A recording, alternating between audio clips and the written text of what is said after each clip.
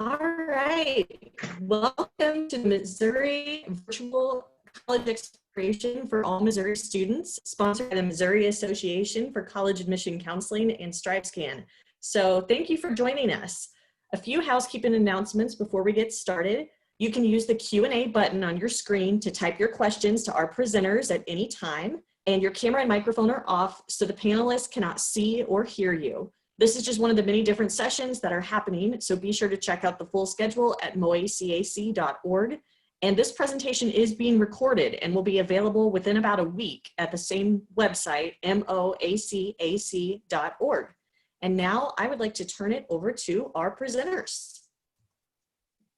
Good afternoon. We are the South County Recruiting Office for the Missouri National Guard. We're here to give you a presentation on the Missouri National Guard. And my name is Staff Sergeant Williams. Sergeant Katie Povis. And Sergeant Zach Carando. Staff Sergeant Robert Chisenhall. This presentation should take 30 to 45 minutes. If you have questions, feel free to ask them.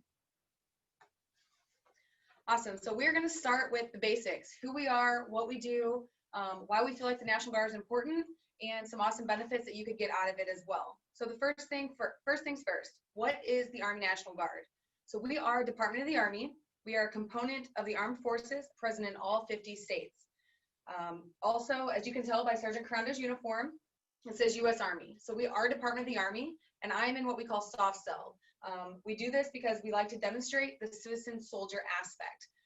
Most people in the National Guard are citizens, mostly, and they're part-time service members, soldiers that is. So the difference between the Army National Guard and Army Reserves is that the Missouri National Guard is state and federally funded. So we have a dual mission. Army Reserves is federally funded only. So we have two pots of money, and they have one. So it works out better. We have a lot better benefits to offer as well. As an active duty soldier in the Army, you're going to be stationed somewhere, and it's your full-time job. So you don't have time for college or really that is your job, okay? And then how long is my contract? All military contracts are 8 years long. They're split up a couple different ways depending on what branch you serve. In the Missouri National Guard, the 6x2 means for 6 years, you serve 1 week in a month and 2 weeks a year. After that 6 years and you did your time, you can basically get out and say, hey, thanks so much, but you do spend 2 more years in the IRR, the Inactive Ready Reserve. You don't drill, you don't get paid, but you are in a reserve status in case something were to happen, we could pull you out of that. Our main priority in the Missouri National Guard is floods, riots, tornadoes, power outages, ice storms, things like that our state and our community need. We are able to step in and help our communities do that.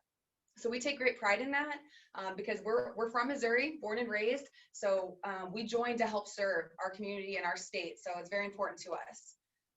So when do I leave for training? So this is, right, so mostly high school students, high school counselors and things like that. One of the best benefits that the National Guard has to offer is our state tuition assistance program. No other branch can touch these benefits, which our counterparts will go into more detail with that later. But we pay 100% college tuition for any school in the state of Missouri up to Mizzou's rate in tuition. So I'm going to say that one more time. We pay 100% college tuition for any school in the state of Missouri up to Mizzou's rate. So it's very important because we want our soldiers to get an education. We want you to have the opportunity to get an education and graduate with as little debt as possible. So it is tuition only. Room and board is not included, but it definitely helps take some of that burden off. The big deal, again, we live here and serve here. We want you guys to just go ahead and do school here in Missouri. We pay for colleges here as long as they're accredited. That's not just colleges and universities. That is also trade schools. That is your 2-year universities. We want you to continue to grow as a person, not just in the military, but as in your civilian profession, whether it's growing as a student, growing in your career. We want to give you that time and flexibility to grow as a person while also serving and giving back to your community. Absolutely. So this next one, when do I leave for training? It's kind of a multi-step question. So 2 things. If you're a high school student, you can actually join when you're 17 and a junior in high school. So the first thing we're going to talk about is the split training option. And you can actually do this for college as well. But a high school junior can actually join and go to basic training the summer before their senior year. So you can go to basic training, learn how to be a soldier, make money, then come back, start senior year in time, finish senior year, high school. Once you graduate high school, you then go off to your AIT, which is your Advanced Individual Training, which is your job in the military. So lots of jobs to choose from. We can get into that a little bit later as well. And I do want to pause right there. I just want to let you know, because I know that some of you, your high school junior, just got real wide-eyed at the thought, like, I can join right now. We do have to have parental consent, being that you're still 17, not fully technically an adult. You do have to have your parents bless off and sign off and say, hey, yes, I'm okay with my child going off and joining, knowing that they will continue that once they're an adult. Absolutely. So with that, the split training option. So part of that question was, when do I leave for training? So the cool thing about the National Guard as well is that your contract starts the day you enlist. So that 6-year contract that we just talked about, it could start while you're a junior in high school. So by the time you graduate high school, you could have almost 2 years off your contract. Or if you join early senior year, you could have almost a year off your contract before you even start college. So that's a huge benefit. Everything you do in the military, anytime you put on the uniform, you are getting paid. All of our training is paid. You make money, you learn skills, resume building. So all of these things help set you apart. So then the next thing is the RSP program. It stands for Recruit Sustainment Program. It is a, so RSP, it's all good. So RSP is our way of preparing our soldiers for basic training before they get there. As soon as you enlist, you are going to start drilling with us 1 weekend a month. You're not going to do the 2 weeks in the summer, just 1 weekend a month during your junior, senior, or even leading up until you ship for basic training. So during that weekend, we're going to put you through basic PT, teach you how to exercise like a soldier, how to dress and conduct yourself like a soldier. You're going to learn basic rank structure. And yes, you are going to earn a paycheck. You are serving because you are learning how to do your job. It is paid job training. Again, that RSP program begins once you have enlisted all the way up until you have completed your training. Once you're back from AIT or your job training, you're going to come back, you're going to do one more drill with us, and then we will send you off into the world like the happy little baby sea turtle that you are. So we take great pride in the RSP program. Every recruiter in the state, they're in charge of their soldiers. And so our job is to help get you physically, mentally, emotionally ready for basic training. The National Guard sees a far higher success rate in soldiers going down to basic training and graduating and completing it because of this program. You feel prepared to go to training, and us as recruiters, we enjoy getting out there with you and teaching and mentoring you. So we get the question a lot about physical training. Well, I can't do push-ups, or I can't run 2 miles. Our job is to help get you there. So we definitely want to let you know that that should not be a concern of yours, because that is part of our job. And as long as you have motivation to push yourself and work hard, we're definitely going to work with you as well. So let's just say that again. Even if you can do exactly 0 push-ups and cannot run a full 2 miles, do not let that be a determining factor in whether or not you choose to enlist. It is our job as soldiers and as leaders to help you get in shape before we send you to basics so that you are prepared. We set you up for success. Absolutely. And then another big thing about the RSP, kind of the last thing, obviously you're getting paid, but you also get the chance to get promoted. Okay, so that's a big deal, because promotion, your rank, means more money. So if you come in with no prior experience or college credits, you come into the military as an E1, a private. By coming to RSP, if you can show us that you were learning all of the things that we were teaching you, you can get promoted for stripes for skills. So you've demonstrated to us, hey, I'm catching on, I got this, I can pass my PT test, we can get you promoted to E2.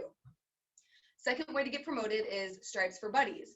So let's say you join and your teammate, your classmate, your friend says, hey, that sounds awesome, I want to go to college for free too, I want to work out, this sounds like a great organization, and your friend joins, you then get promoted for that friend joining. So you can get promoted up to E3, so 2 promotions for referring a friend, basically. How long is basic and AIT? So basic training is 9.5 weeks long. We call it 10. We have 4 basic training installations: Fort Leonard Wood, Missouri, Fort Sill, Oklahoma, Fort Jackson, South Carolina, and Fort Benning, Georgia.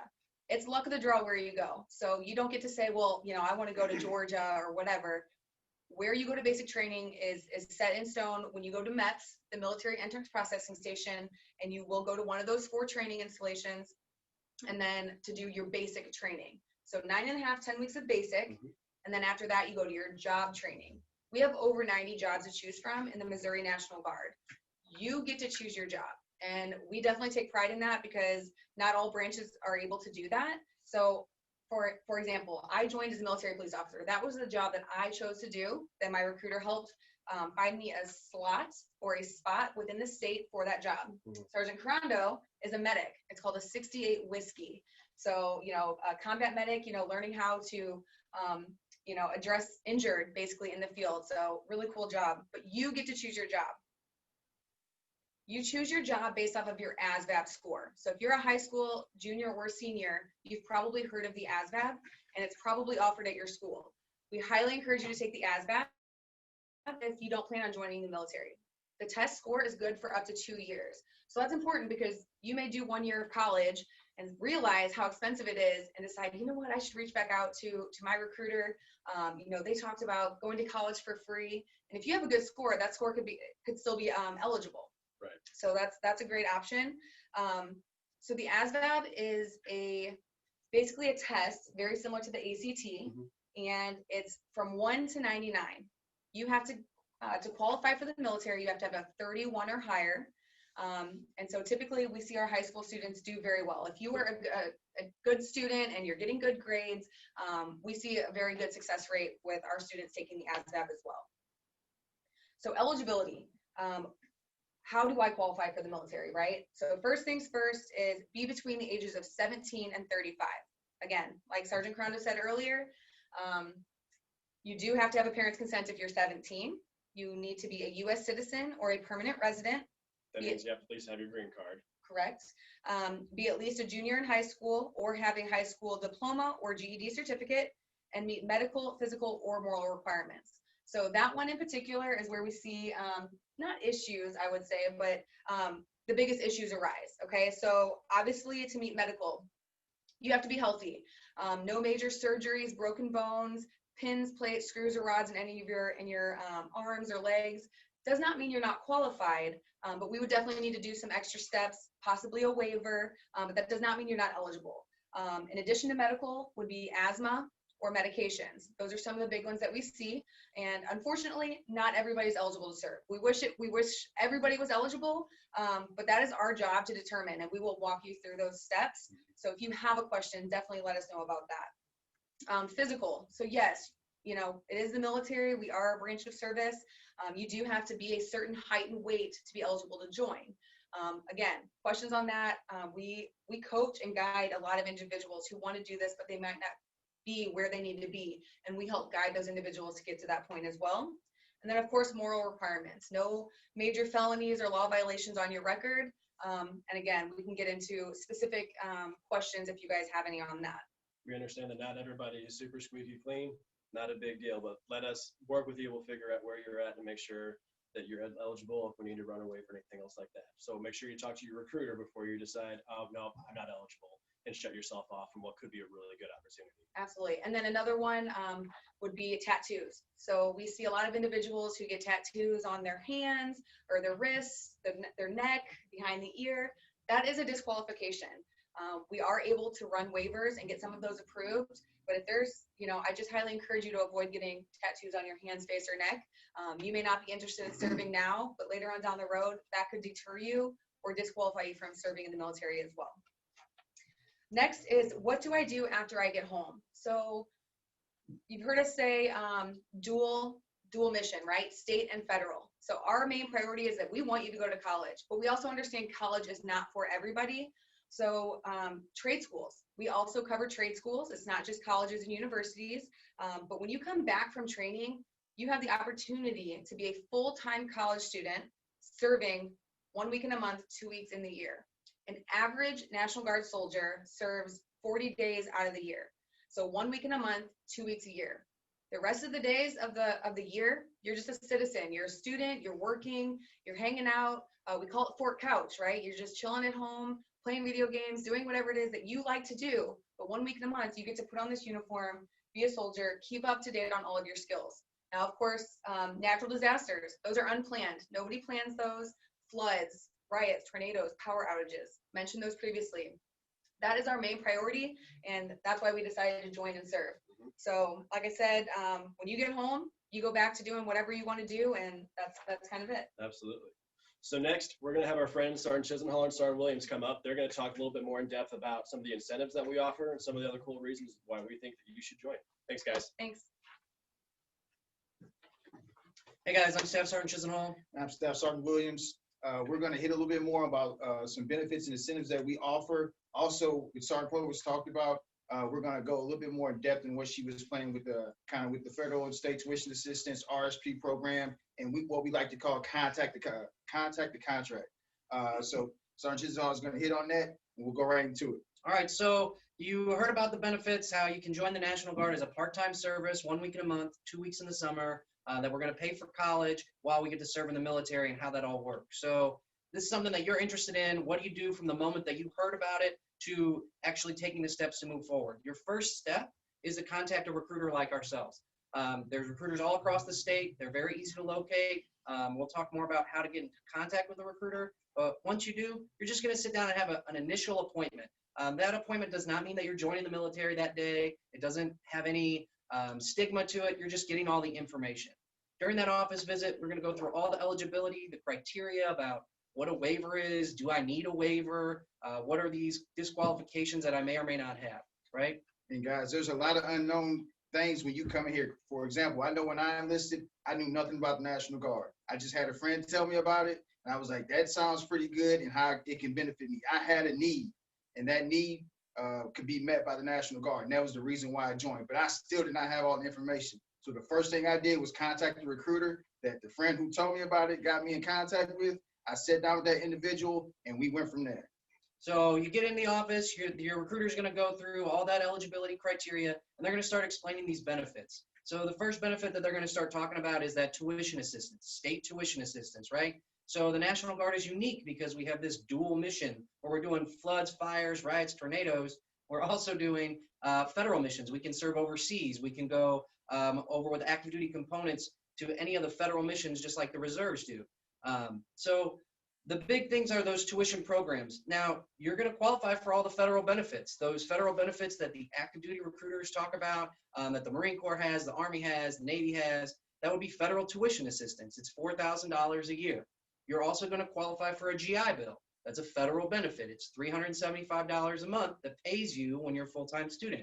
It's pretty cool. So if I went to one of those branches, so if I went to the active Army, Marines, Navy, etc., I would have access to federal benefits, and the National Guard also has those federal benefits. That's correct. We have both the same benefits when it comes to federal benefits. And you're eligible to use those benefits at any college in the country, right?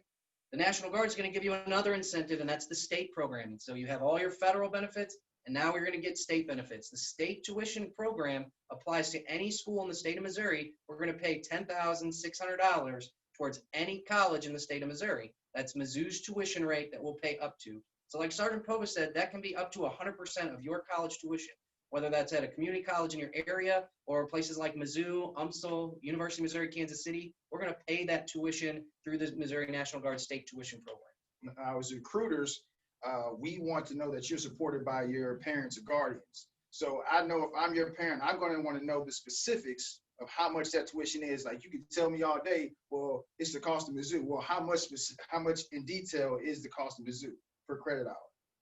And how many credit hours for how many years? Do we get summer school? Do we get, when can I start? How soon can I start after I finish basic training? Those types of things. So every recruiter, when you go in their office, they're going to be able to give you this information in black and white for you to see. But just a short kind of overview is that the National Guard considers 15 credit hours a full-time student. So for 15 credit hours, that's what we're going to pay. We're going to pay up to Mizzou's rate for those 15 credit hours, and that's what's going to qualify you for the full benefits. In the summertime, you can take classes too. You only have to take 9 credit hours to be considered a full-time student and qualify for all those same benefits. Okay. Is there a particular order with using federal and state tuition assistance? There is. There's been some new updates to our tuition programming. So federal tuition assistance actually has to be exhausted before I can start using my state benefits. That means that I have to use federal tuition assistance before I can start using state tuition assistance. So it's important to know that I can take classes in the summer so I can exhaust my federal tuition program in the summer and then utilize my full state benefit in the fall and the spring. Gotcha. So you also mentioned the GI Bill. So that's the chapter 1606 that I have access to. How soon do I have access to that 1606? So you have to complete your advanced individual training or your job training to qualify for all your federal benefits. So I've decided to enlist in the military. I joined the National Guard, but my National Guard recruiter is going to tell me I can't use my federal benefits till I finish all this training. So if I'm a high school junior, I kind of got to wait all that time before I can start using those federal benefits. However, the National Guard is going to let you use your state benefits right away. So the moment that I raise my hand and I swear in, if I'm delayed into training or I'm stuck in I'm doing RSP for a long period of time, I can actually enroll at a community college or a university and use my state benefits while I wait to go to training. Okay. So then can I use federal tuition assistance and my chapter 1606 at the same time? So a chapter 1606 is the GI Bill. They're both federal benefits. So a GI Bill and federal tuition assistance are federal programs that every service member in the Department of Defense is going to receive. You can only use one or the other. I can't put them together. So that means that I have to use federal tuition assistance and be completely done with it before I can start using my GI Bill. So all of those college hours that I take, so that makes me a full-time student, those college credits, they're going to obviously set me up for the future, right? So part of training, when I get through all the training, means that I'm going to be able to get college credit to be in the National Guard. And I'm going to talk more about how that process happens in just a second. Understood. So, and then as far as the GI Bill goes, the 1606, how much is that per month? Again, that's $375 a month if I'm a full-time student. And that's a tax-exempt payment. So if you choose to join the National Guard and go to college full-time, which is what we want our soldiers to do, or trade school or any other education program, you're going to be able to use your state tuition assistance and your GI Bill, which is going to pay you directly into your bank account once a month. And you're going to get paid your drill check. So every month you can receive payment while you're a full-time student. In the drill check, that's where I do my military occupation? That's correct. 1 weekend per That's month. correct. So whether it's recruit sustainment program or you enlisted like Sergeant Post as a military police soldier, you get paid to go do your job and practice those skills that you learned. Understood. So then after you've explained all this to me regarding our first sit down, so what's the first step to get qualified? So if you've sat down with the recruiter, you hear about the benefits, you're like, man, tuition assistance sounds great. I've always wanted to put on a uniform, challenge myself, do something bigger, and do it locally. The next step is to take the Asvab, right? So the Armed Service Vocational Aptitude Battery. It's a giant long word. We like to say Asvab. That's the first step. And most schools, most high schools offer you an Asvab at school. But if you don't have that at your school, or you're like, man, I just want to get that done, I want to start doing that process now, you can speak with any National Guard recruiter or military recruiter, and they'll set you up to take an ASVAB test. Understood.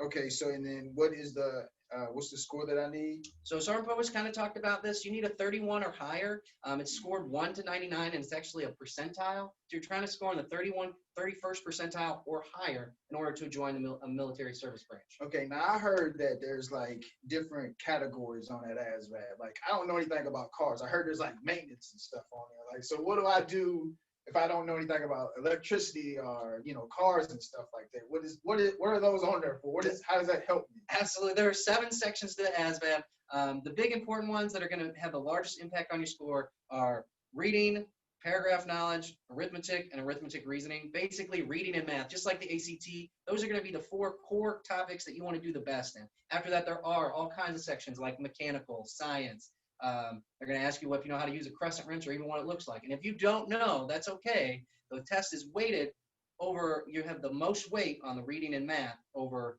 your electrical understanding, your mechanical understanding.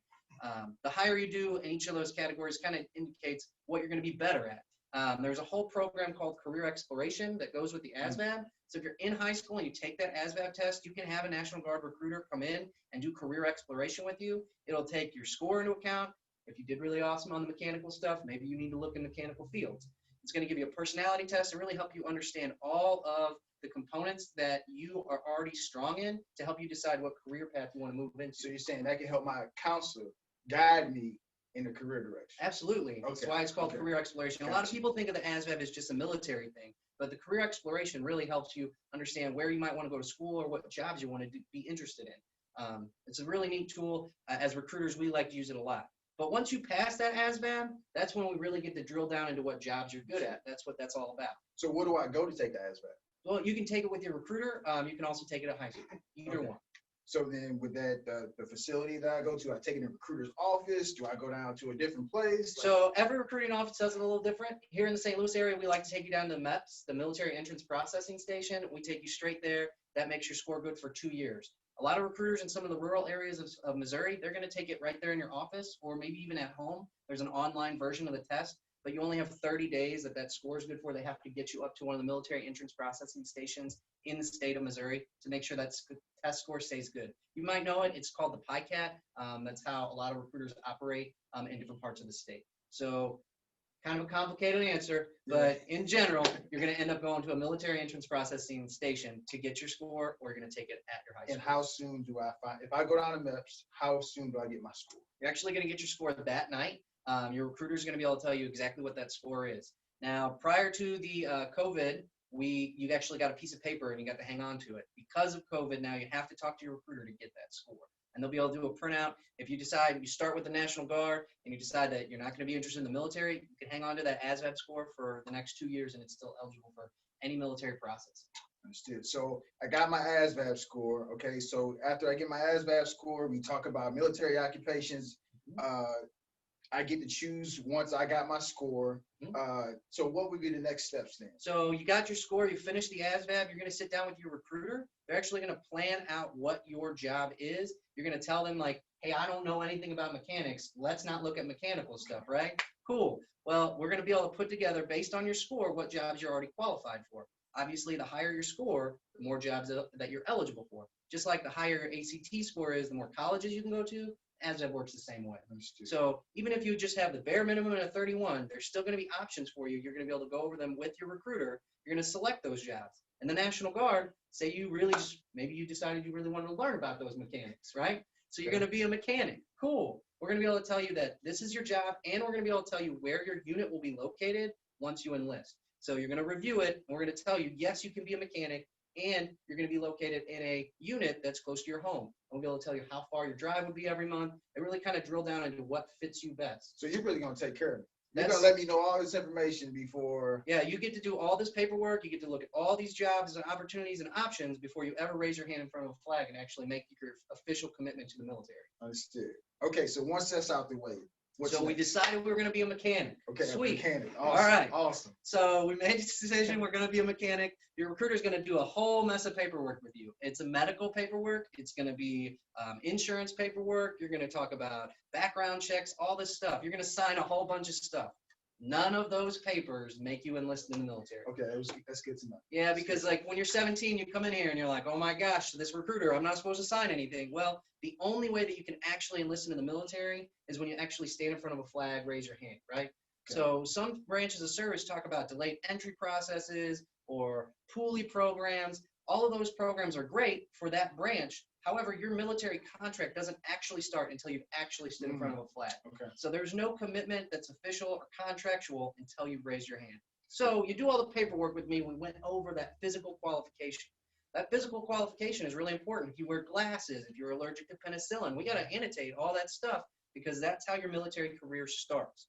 That way, after you finish all the paperwork, your recruiter is going to plan a day for you to go to the nearest military entrance processing station, the MEPS. Okay. They're going to plan that out with you. So now you show up to MEPS. What am I going to do there? You're going to sit with a doctor. That's step one.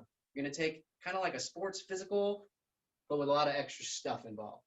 There's a military doctor there. He's going to review all that paperwork. If you have glasses, you're going to bring them. They're going to make sure that the prescriptions are right, that the allergies are annotated. Anything that you went over with your recruiter, that doctor is going to verify it. Once they say that you're medically qualified to serve, then you're going to sit down with a National Guard liaison. This is a guy who's going to either be wearing a uniform, he's going to be a sergeant first class or higher, that's an E7 on the rank system, or he's going to be a counselor that's civilian, a DA civilian, or a Department of Defense civilian, right? They're going to review that contract and make sure that all the stuff we talked about, that GI Bill, tuition assistance, the job you're going to do, where it's located, and where you're going to go to basic training, it's all going to be in your contract. They're going to review it with you. If you're sitting with that liaison or that guidance counselor and you're like, man, he said I was going to be a mechanic, and now this says I'm going to be a cook. Well, you get to say that and let that liaison know that this isn't correct, and they can go back and review that contract and change it before you ever sign and make a commitment. You get to check it. Okay, so once I go down to MEPS, okay, I'm gonna stay at a hotel the night before, Yep. go down to MEPS the day after or the morning of, and once I get through my physical, I'll sit down with a guidance counselor. They're gonna go through all my paperwork, go through my portfolio, and go through my contract. I'm gonna know all that stuff. I'm gonna be perfectly fine with all that stuff before I swear in. Yeah, you should have already reviewed all that information with your recruiter before you ever decide to raise your hand. Understood. So they'll be able to tell you that if you're a high school junior, that you're gonna go to basic training that summer, you're gonna be a mechanic, and then the following summer, after you graduate high school, you're gonna go as a mechanic to mechanic school. It's also a 91 Bravo for the Army verbs we like to use, right? So that's what your contract's gonna say. If you're just a high school senior, it's gonna tell you that you're gonna go to Fort Jackson, South Carolina for basic training June 1st because you graduated high school May 25th, and this is what day you're going to come back, so you know when you're going to be able to start college. Now, you do all this training as a high school senior, and you're like, man, I don't want to miss a semester of college. I understand that. Some of the big benefits is that when you go through basic training and advanced training, that counts as elective college hours for when you start your college career. Awesome. So I kind of touched on that earlier, and I just wanted to revisit it that, yes, you can enlist, and that's awesome, and you're like concerned, like, I really want to do college. Those elective hours will transfer over. It's called a Joint Forces transcript. You can obtain one with your recruiter or at home on your own. Once you get home from training, you're going to send that over to the college or university, trade school, wherever you went, and they'll decide how many hours you're going to give you, whether that's 8 or 36. It just depends. You're pretty much saying my job training is going to be my first semester of college. It will be. I tell my soldiers that if you choose to enlist, that you're going to start academically ahead of your peers, but a little socially behind. I'm not going to be able to go to that fall semester and hang out and do like fraternities and stuff, but I am going to show up with 18 to 24 credit hours of elective hours. Now, that's not core competencies, it's not math and science, but it is elective hours. So maybe now I don't have to take photography or underwater basket weaving or whatever it is that they require at the college to graduate, you know? So I get a little fast forward and I can start in the spring, or maybe I start in the fall and I miss spring semester. Either way, I'm going to be able to get rid of some college elective hours just by enlisting in the military. Okay. Speaking of college, so once I start college, if there's an ROTC program or something like that I'm interested in, would I be able to have the option to do that? Absolutely. One of the best benefits of the National Guard is we have a program called Simultaneous Membership. It means that you're enlisted in the Army National Guard, but you're also contracting as an ROTC cadet. That means that during your 4 years of college, as long as you're an ROTC, you're non-deployable because it's a training program. And when you finish college, you're going to commission as an officer. So instead of being an enlisted soldier like we are, officers plan and make plans and give orders. So you're going to learn how to do that whole process through ROTC, commission as an officer. Now people are going to salute you, and you can continue your military career, whether that's in the National Guard or as an active duty soldier. You have options through the ROTC program. You can do both. And you can still utilize those ROTC benefits that most people go for, you know, the ROTC scholarship, stuff like that. You can plug and play those with your state tuition benefits and your federal tuition assistance. So it's a pretty awesome deal. Make sure if that is something you're interested in, you need to tell your recruiter about it as you're going through the process. But once you've finished all that paperwork and you've made all those decisions, now all that paperwork is correct. You're going to go stand in front of a flag at MEPS. You're going to raise your hand. You're going to swear into the military. At that time, mom, dad, friends, whatever, they can watch that happen. Everything's being live streamed at MEPS right now. Prior to the COVID environment, people were coming down and watch that happen in person. But right now, we can't do that anymore, so you have to watch the live stream. Could change, though, right? Could change. It could change. It could change at any time. So once you're enlisted, you're going to start that Rsp program, the Recruit Sustainment Program. We're going to prep you for basic training, working on how to be physically fit, working on your stripes for skills so you know what to expect at basic training. You're going to ship out to training. You're going to do awesome because we already talked about National Guard soldiers have such a high success rate at basic training. Once your basic training and advanced training is complete, now you're going to go to that unit that you talked with your recruiter about all the way back at the beginning at that first appointment. We know where we're going, so we finish our training. Off you go to your unit, and that's when you're going to be responding for fires, floods, riots, or tornadoes if they happen. But typically, you're going to serve your 1 week in a month, 2 weeks in the summer, and you're going to continue to practice the job skills that you learned at advanced training. Okay, and with RSP, will that be specifically with my recruiter, or will we go to a site? Like, how is that 1 day, 2 days? So COVID kind of messed all that up and made it different. But right now, you're going to do it directly with your recruiter. Used to be, and hopefully we'll get back to, your recruiter is going to take you to an actual physical National Guard armory, and you're going to do all your drills there. Everybody around the state used to go to an armory. Right now, we're drilling, keeping that kind of small to reduce any kind of COVID issues, and you're going to train directly with your recruiter. So yes and no to your question. Yes, you can go to an armory. No, we're not always doing it together. It just depends. All right. Okay, but either way, you're always going to be around the person that enlisted you the first time. Okay, so then also, once I graduate high school, complete my training, let's say I finish college, how can this benefit me? Will it be something good to put on my resume? Like will it separate me from other people trying to do the same jobs I'm doing? Like, yeah, so lots of people, whether they're high school students or people that have already graduated college, they enlist just for that purpose, for the resume boost. Because on your resume, it will annotate that you are a United States service member. You're going to be eligible for veteran preference on a lot of job applications. You're just going to put your name above some of your peers. It definitely goes a long way because you have skills and training that other people will never receive. Just wearing the uniform sets you apart. It's a big deal. awesome. Okay, so to kind of reiterate, so from top to bottom, we've talked about what the National Guard is, Yep. right? So how it's federal, state funded. Mhm. Okay, we've talked about the enlistment process, how you have to take the Asvab first. Correct. Okay, then you got to go out and take a physical. Mhm. Obviously, there's some paperwork involved and that I have to sign off on. If I'm 17 years old, I have to have parental consent. My parents are going to be very involved in that, with me making that decision. Correct. Okay, so then after I enlist, raise my right hand, I go into the Rsp Program. Mhm. And I'm going to be in that Rsp Program depending upon if I'm a high school senior, I'm going to be in that Rsp Program until I graduate. Correct. And until I ship out for basic training. That's correct. Basic training, like Sergeant Provis says, is 10 weeks. Yep. Or 9 weeks and 4 days. You want to be specific. And then after I complete basic training, I'm going to go to advanced individual training. That's right. Okay, which means it's going to be my first college semester. Yep. Could be. Okay, and I'm going to have credits from that to go transfer to my whatever college I just choose to go to in Missouri. That's right. Understood. Okay, so then once I'm going to college, I'm going to be at my unit performing my military occupation. I'm going to be getting state tuition assistance, Correct. federal tuition assistance, Correct. and if I wanted to use the 1606, a GI Bill instead of my federal tuition assistance. Okay. Yep. And then I'll be getting paid from the unit. Yep. Getting paid to go to school. Correct. Little or no debt once I graduate college. Yep. Okay. And I can build my resume. That's right. Understood. Okay. Kind of crazy. Got a lot of benefits. It's hard work. That's what you need to know. Understood. Yeah, it's not going to be an easy process, guys. Obviously, there's going to take some work on your part. And in doing this, you're going to have to study hard. You're going to have to train hard. But the hope is that the Missouri National Guard prepares you for your future. So once you go through basic training, you have that sense of accomplishment, that sense of achieving something. It puts inside of you that you can achieve anything in the world. So once you go to college and you use those college benefits and you come out of there with little or no debt, obviously it's setting you up for your future and giving you a really good opportunity to achieve the things that you want to achieve. We want to thank you for your time, and this is us signing off. Absolutely, guys. We really appreciate you joining us today. As you can tell, we're really passionate about who we are, about our organization, about the people that we're able to help and give you good information. We encourage you to fact check us. Anything that you've heard today, you're not sure, you want to double check, you can check out nationalguard.com. It's a great resource to get a lot of good information.